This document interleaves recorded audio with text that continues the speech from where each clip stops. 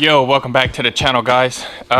Today we're going to try to tackle those back brakes, the shoes. Well, in this aspect, this one, most of it's gone, and I noticed when I had last video, when I had put the rotors and brakes on, for some reason it wouldn't turn. And I remember the passenger side rear, it always felt like really tight to turn. And then when I took the rotor off and I looked at it, and I was like, oh, it's missing a spring. Maybe somebody did, work on it and didn't put it back.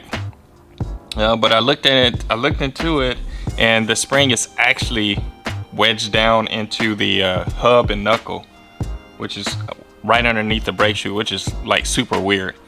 But that's all we're gonna get into today. The front, I am still working on something about that. I'm not sure what to do because I looked at the knuckle and the hub from a CTS-V and a regular CTS. They're pretty much almost exactly the same. The CTS-V hubs flange is just a tad bit thicker, probably about 2 or 3 thousandths, probably a little bit more than that. And the knuckles are the same. Exactly the same. So I was like, golly, I have one other idea to do, and we'll pick up on that one later.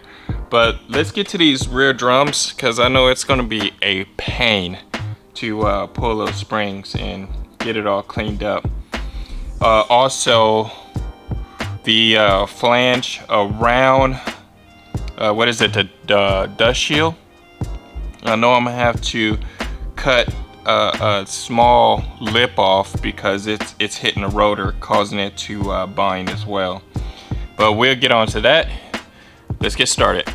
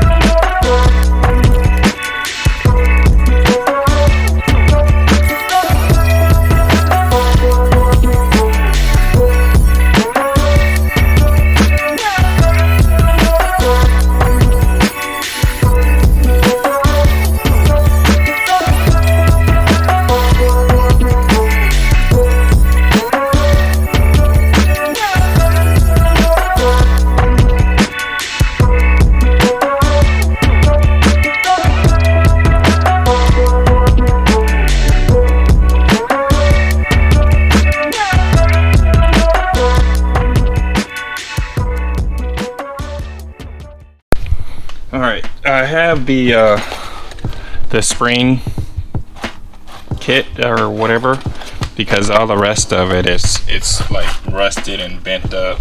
So I have the full thingy here. Let's see, we got that, we got the locks,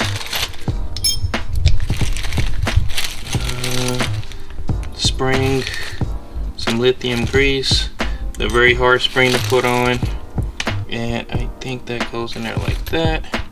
One goes in there, and then over there. I think that's it. And the rest of this trash. And let's see. And got the shoes there. Yeah. I mean, that red spring, boy, that I know it's gonna be a pain.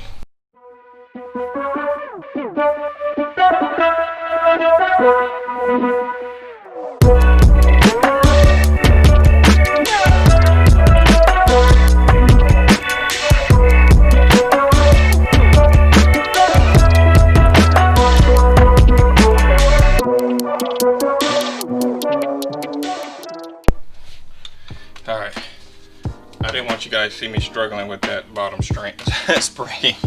It kicked my butt.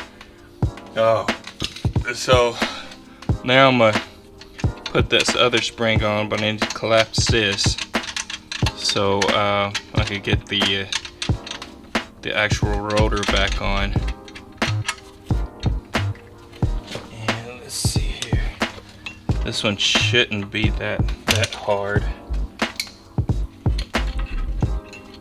It's just let's see here.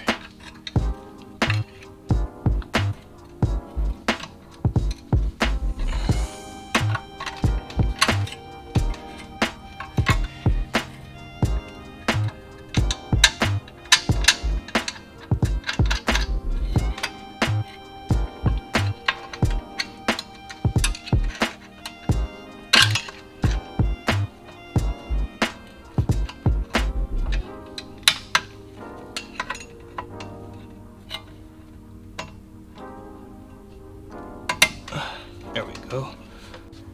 So the next thing I want to do is get this caliper off, and let me see here. Let me show you guys here. I got to get this brake line off, this one right here, because I have a braided one that goes on there, and I have to get this one off here somehow, some way.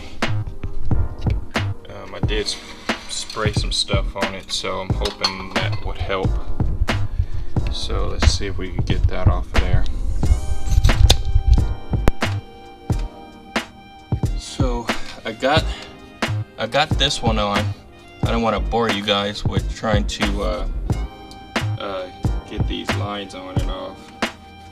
So I think that's some type of like crossover or something. I'm not sure. Oh, there's the clip. Here's the brake. I'm not gonna squeeze that because it might come right back to me.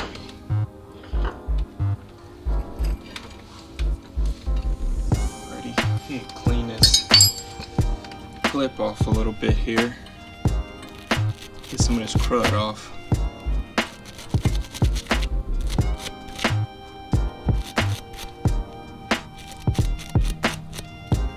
Probably why it's taking me so long to do stuff, because I like to clean it, even though it probably don't need it, but I like to do it. So if I tell somebody I did the brakes, then it'll look clean. Then they're like, oh yeah, it looks like it. I know these gloves and had it. These jokers are terrible.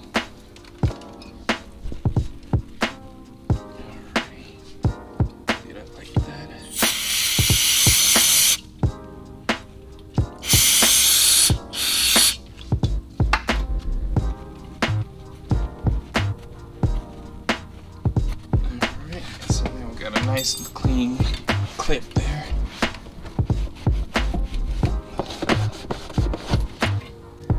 And then a brake line here. Just put that in there like that. Get the clip. So I can do this so you guys can see.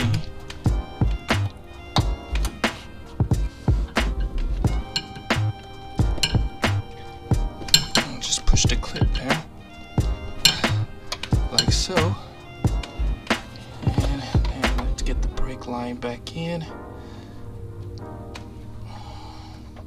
Okay, so got the brake line on, got the crossover on. Let's go ahead and put the rotor back on so I can put the caliper.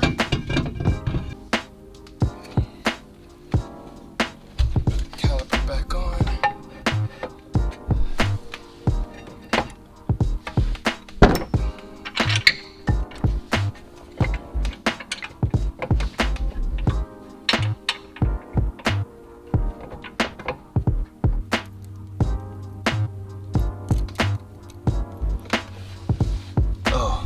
A flat spot. Okay, I want to say, where is it? It's supposed to have a flat spot, and I couldn't see it from underneath there. Okay, so let me put this back on the right way now. Yeah, that flat spot has to go a certain direction. That's if I could get it over there.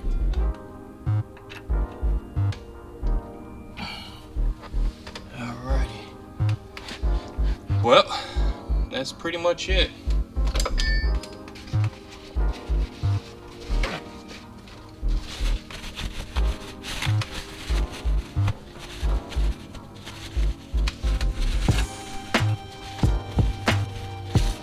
Damaged it there a little bit.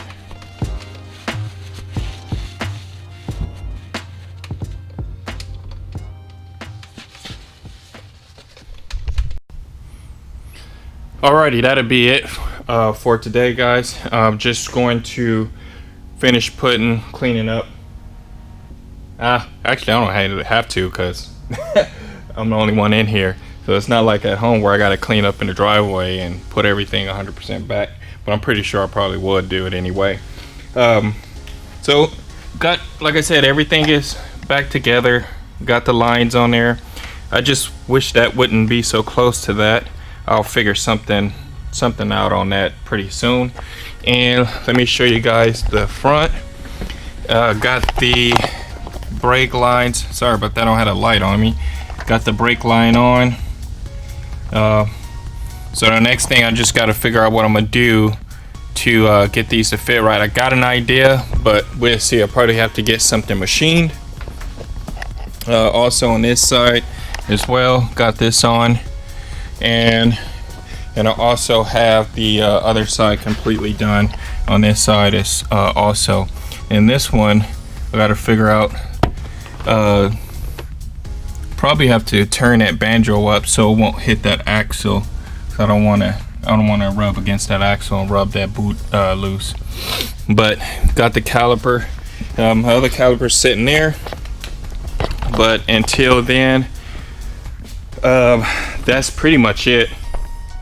Just try to get those something done about those fronts, and then I can bleed the system and be done. And then I can get back to the dashboard. Let me show you guys in there. It's a complete mess. So that's it here. I want to get this whole wire harness out. That's actually a maybe. I'm not sure yet if this is this harness could be pulled out. I might have to pull this whole bracket out. It's magnesium bracket. I don't know if I have to take that out. I honestly don't want to, but I need the harness out because I need to put the other harness in from the other CTS. But other than that, that's pretty much it. I didn't film none of my workbench build here because I built this so it fit in here just perfectly fine. Got a refrigerator. Oh yeah. But I'm gonna start spending more time up here. I think in the summer it's gonna be, I'll probably be up here a lot besides going fishing, because I am gonna go fishing quite a bit, and I need to get rid of another vehicle.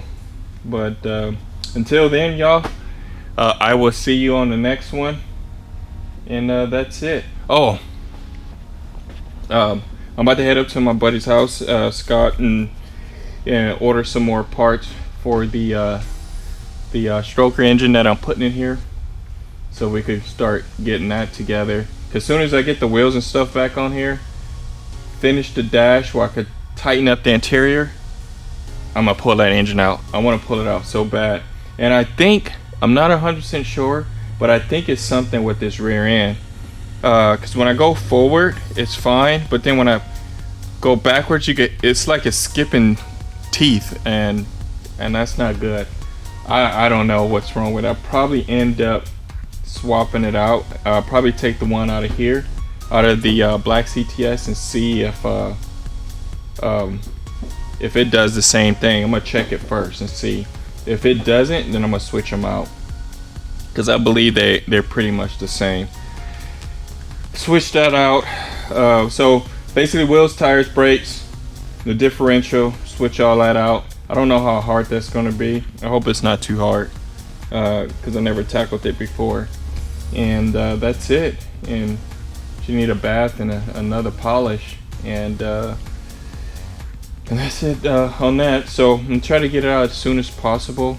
I wanted, my whole goal was, I was just gonna do the wheels and tires, put the dash, and maybe drive it for a while. No, because that engine, that I had looked in a few spots inside of the engine crankcase, in the valve cover and everything, and it's I mean, the engine runs, but it's gunky inside, like oil gunk everywhere, and I don't like that, so I don't want to take the chances. So I just rather don't spend any time on that shit, just pull it out and sell it. It runs, but I see I'm going for like $2,000. I'll be happy to get $500 for it. The engine and transmission, because I'm not going to need neither one of them. Until then, guys, thank you so much. Please comment, like, subscribe, and I'll see you guys later.